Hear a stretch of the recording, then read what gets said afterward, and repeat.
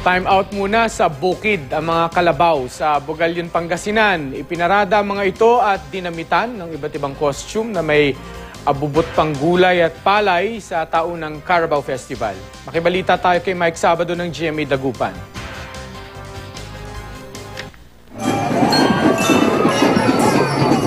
Bumida sa parada na bahagi ng Carabao Festival sa Bugalyon, Pangasinan ang mga pambatong kalabaw ng 24 na barangay. Bawat isa may kanya-kanyang pakulo para mapansin ang mga ipinagmamalaking kalabaw.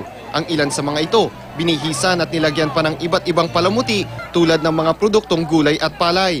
Ang kalabaw ng Barangay Samat naka-camouflage suit, ginawa pang bala at granada ang talong at siling haba. Ayon sa gumawa, sinisimbolo ng kalabaw ang kadakilaan ng mga sundalo.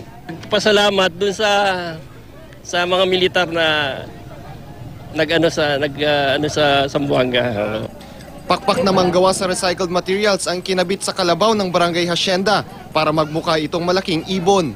Ang ibon nagre-represent ng unity kasi naniniwala ang mga barangay officials sa Barangay Hacienda na kapag may unity sa isang lugar, magtulong-tulong sila, uunlad ang isang bayan, sir.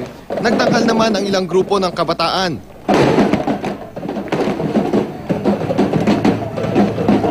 Binibigyang halaga sa pagdiriwang ang malaking papel ng mga kalabaw sa agrikultura, hindi lang ng Pangasinan kundi ng buong bansa. Yung iba hindi na nila pinapansin kasi may mga traktora na. Kaya ito maganda, at least balik tanaw para sa atin. Mike Sabado, Nagbabalita, Pilipinas.